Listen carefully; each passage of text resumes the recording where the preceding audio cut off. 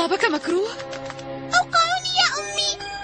دائما يشتكي مثل الصغار لأنه صغير أمنا المدلل. وفي مكان قريب كانت هناك عين تراقب الخراف الصغيرة. هذه الخراف الصغيرة تبدو شهية المنظر ولذيذة الطعم. لو أني أضعها كلها في بطني الفارغ لقلت حينها للجوع وداعا. أمي،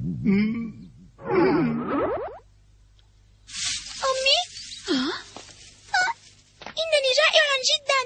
سأعد لكم الطعام. هيا إلى داخل المنزل.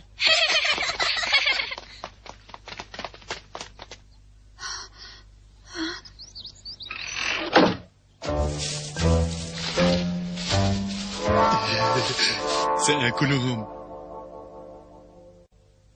شكرا لك يا أمي، دائما يدك يا أمي.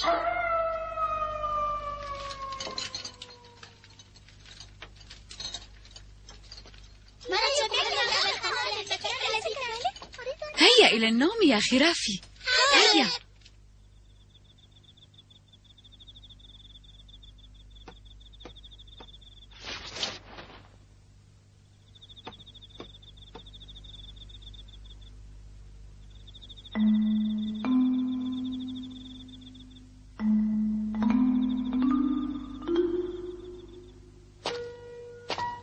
يجب أن أجد طريقة لأكلهم، ولكن أولا علي أن أبعد الأم.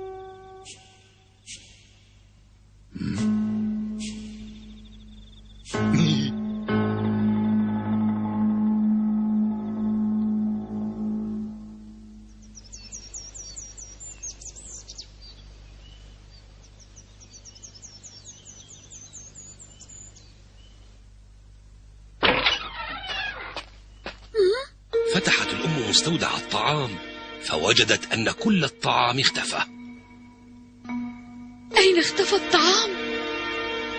لم تعرف الأم أين ذهب الطعام، ولذلك قررت أن تخرج من البيت لتحضر طعاما جديدا لخرافها. اهتموا ببعضكم في أثناء غيابي.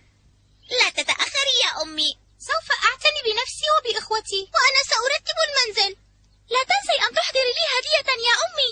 حسنا، سأحضر الهدايا للجميع، ولكن احذروا من الذئب ولا تفتحوا الباب لأحد. ما معنى الذئب؟ اسمع، الذئب حيوان محتال يأكل لحم الضعاف والخائفين، لذا لا تدخلوه البيت. لا تقلقي، فنحن شجعان ولا نخاف من الذئب. لن يستطيع الذئب أن يخدعنا. أنا مطمئنة، إن لم تسمعوا صوتي فلا تفتحوا الباب لأحد. هل فهمتم ما قلته لكم يا أبنائي الأعزاء؟ فرح الذئب لأنه أجبر الأم على ترك خرافها بعد أن سرق الطعام من المستودع، وبدأ الذئب يدبر لحيلة جديدة يدخل بها إلى المنزل ليلتهم الخراف السبعة. يداي بيضاوان ونظيفتان، ويدا الذئب سوداوان متسختان. فهمتم؟ فهمنا يا أمي. أما الآن إلى اللقاء. إلى اللقاء يا أمي. أنا أحبك يا أمي.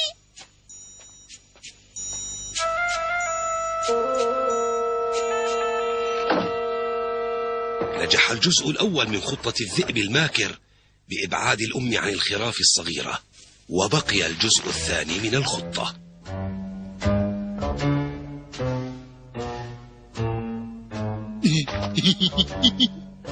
يا لي من ذكي.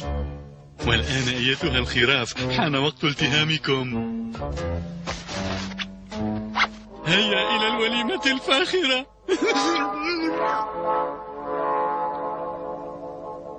كانت الخراف الصغيرة تمضي وقتها باللعب انتظارا لعودة أمها من الغابة حاملة الطعام والهدايا.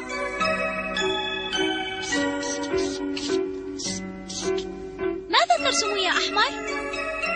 أرسم عائلتنا. أليست لوحة جميلة أفاجئ بها أمي عندما تعود؟ ها؟ لقد عادت أمي. سأفتح لها الباب حالا. أمي، افتحوا الباب يا أبنائي، أنا أمكم. عادت إليكم أمكم بالطعام والهدايا، فافتح الباب بسرعة يا خرافي اللذيذة. اللذيذة؟ افتح الباب بسرعة، سأدخلهم الآن إلى بطني الفارغ. لن نفتح لك. لماذا يا أبنائي؟ لأنك لست أمنا أيها الذئب الماكر. هيا انقلب بسرعة. صوتكم العالي ثقب طبل أذني. صوتك خشن جدا وصوت أمنا ناعم ورقيق. أفهمت أيها الذئب؟ إنهم أذكياء. حسنا، سأتدبر أمري. ها؟ أخي هل ذهب؟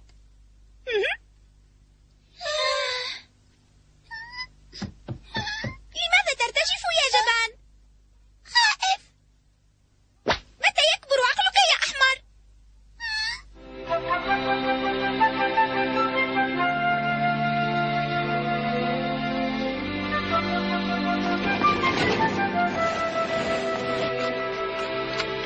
حصلت على عسل صاف جدا. يريد الذئب ترقيق صوته الخشن بعد أن عرفته الخراف، والعسل خير طريقة لحلاوة الصوت.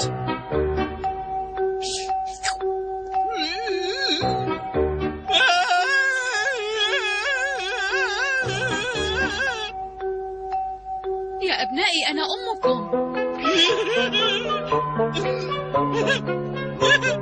جميل. كانني المحاولة.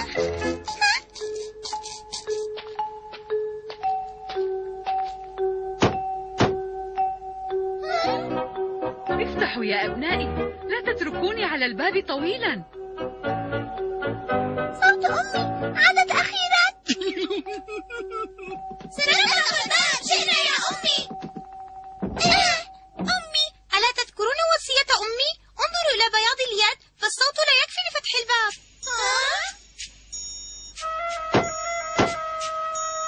افتحوا بسرعة، يداي تؤلمانني من كثرة الهدايا التي أحملها. قبل أن نفتح الباب يا أمي دعينا نرى يدك، وبعدها سنفتح لك الباب. أنت من قال هذا أم أنك نسيتِ ما قلته لنا؟ نعم، بكل سرور. صدقوا أنني أمهم.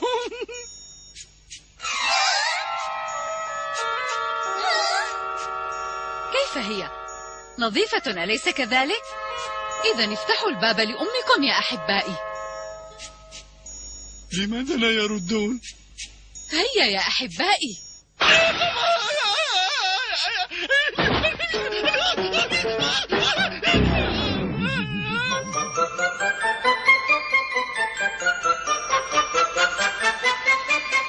لا تخدعنا أيها الذئب الماكر. هيا انقلع من هنا. سيكون لي معكم تصرف آخر، تذكروا ذلك جيدا. سأعود إليكم.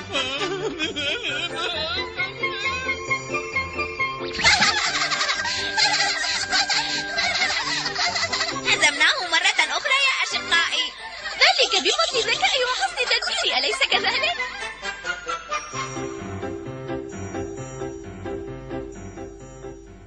أمي، عودي إلينا بسرعة.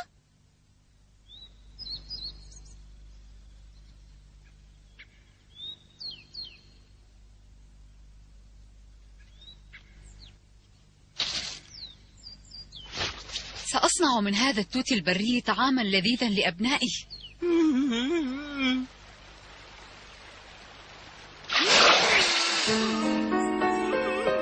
سترون كيف سأملأ بكم بطني الفارغ. انتظروا.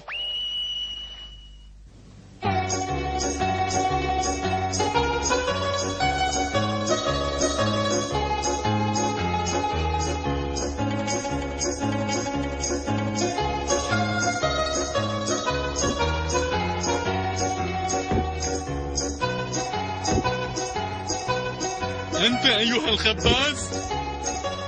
تفضل سيدي. مرحبا. انظر إلى يدي، إنها يد شديدة السواد. أعطني طحينا لتصبح بيضاء. هيا. ستجد الطحين عند الطحان.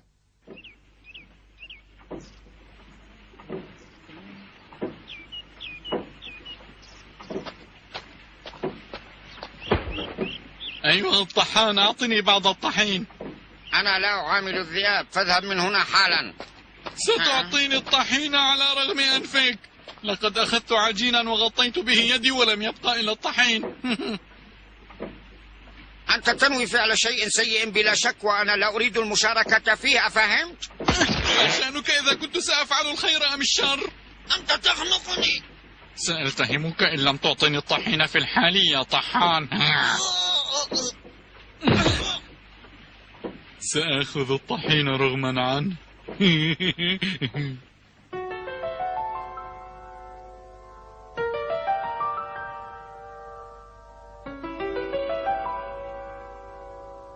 لقد تأخر الوقت ولم تعد أمي. ماذا حدث لها يا ترى؟ والذئب أيضا لم يعد يقرع الباب علينا. أتريده أن يقرع الباب؟ أريد أن أنام.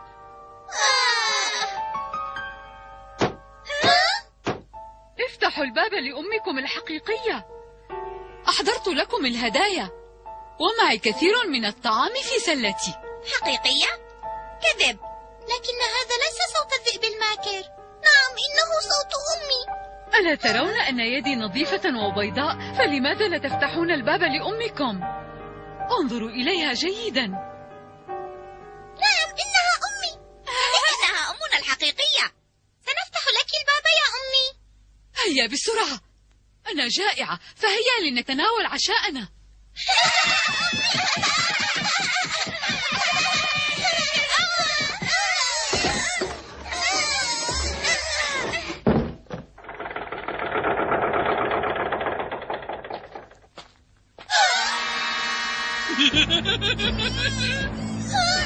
كيف وجدتم أمكم؟ رائعة، يدها بيضاء، صوتها ناعم، وتحبكم.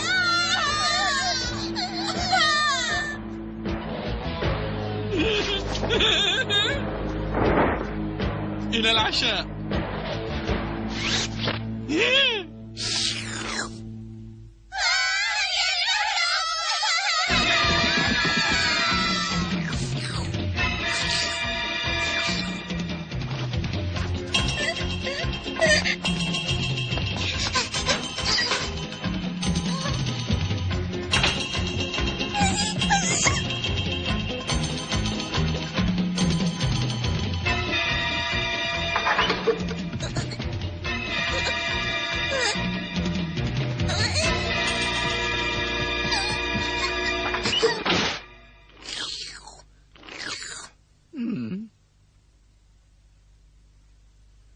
لماذا اختبأتم من أمكم؟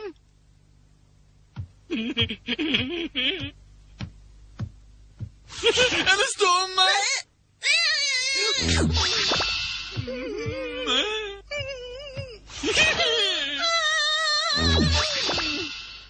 مرحبا. تعال أيها اللذيذ. لابد أن أجد الخامس هنا. مرحبا. وأنت كذلك، تعالي إلى بطني.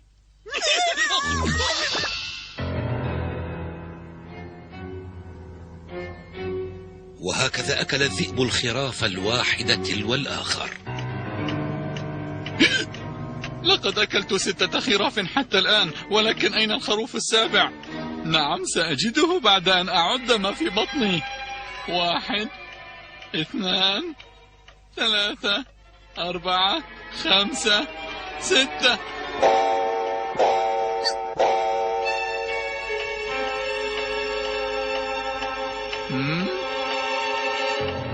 حان وقت نومي الآن. سأذهب وأنام قرب النهر بعد هذه الوليمة الضخمة. 6 خراف في بطني، يا سلام. آخ. أمي. يجب علي أن أسرع وأعود إلى صغاري قبل أن يتمكن الذئب من خداعهم. أسرعت الأم عائدة نحو بيتها، حاملة إلى أطفالها كثيرا من الطعام الذي جمعته لهم.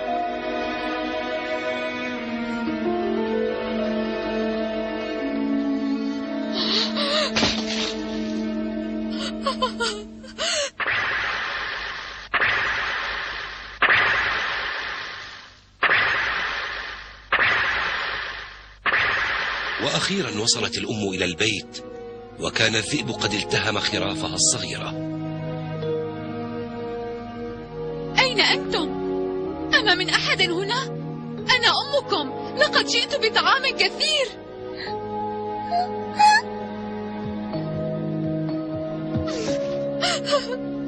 أمي أنا هنا. أمي أحمر. أمي لقد جاء الذئب، إنه مخيف وقبيح، لقد أكل إخوتي. أخبر أحمر أمه كيف جاء الذئب والتهم جميع إخوته، والأم تستمع والحزن يسيطر عليها. كان علي أن أسرع بالعودة لكي لا أمكن الذئب من خداعكم يا أحبتي. لا تبكي يا أمي. أمي ساعدني يا إلهي.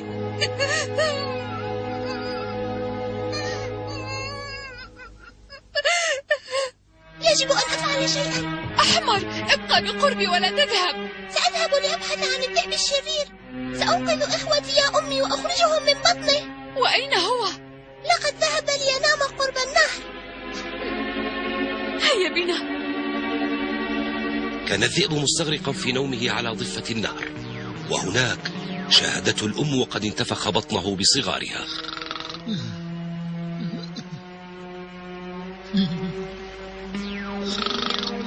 انتفخ بطنك لأنك التهمت خرافي.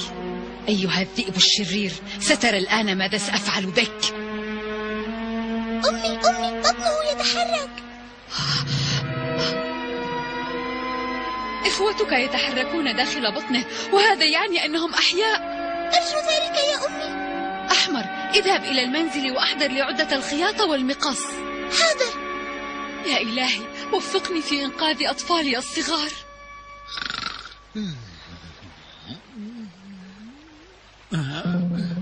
أنا شبعان.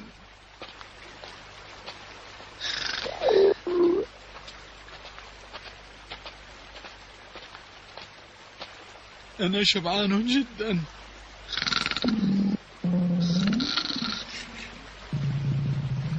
سأبدأ. جلب أحمر لأمه عدة الخياطة ولم ينسى المقص، فأخذته الأم وفتحت بطن ذلك الذئب.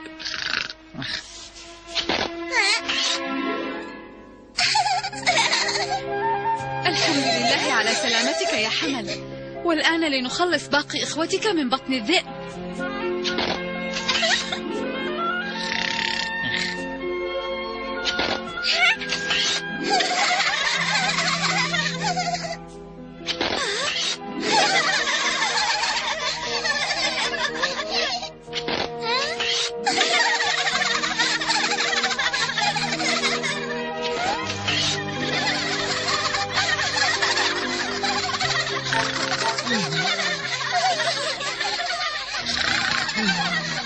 الحمد لله على سلامتكم يا خرافي، والحمد لله الذي ساعدني على إنقاذكم جميعا.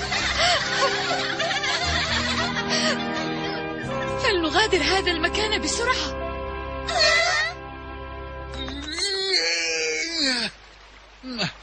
وكأنني نمت سنة كاملة. النوم لذيذ،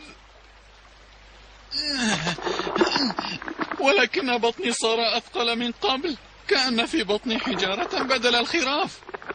أسمع أصواتا مثل أصوات انهيارات الحجارة من أعلى الجبل.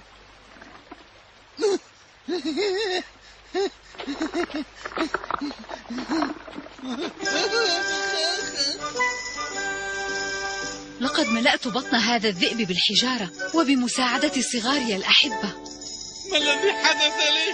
آخ يا بطني، آخ. هذا جزاء شرك أيها الذئب الماكر.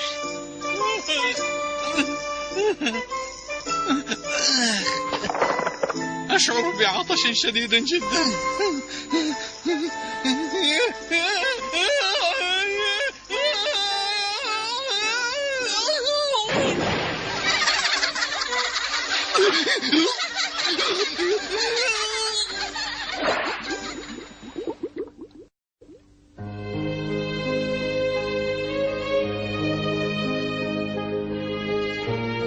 احتفل الجميع بهذه المناسبة، وصنعت لهم أمهم كعكة لذيذة.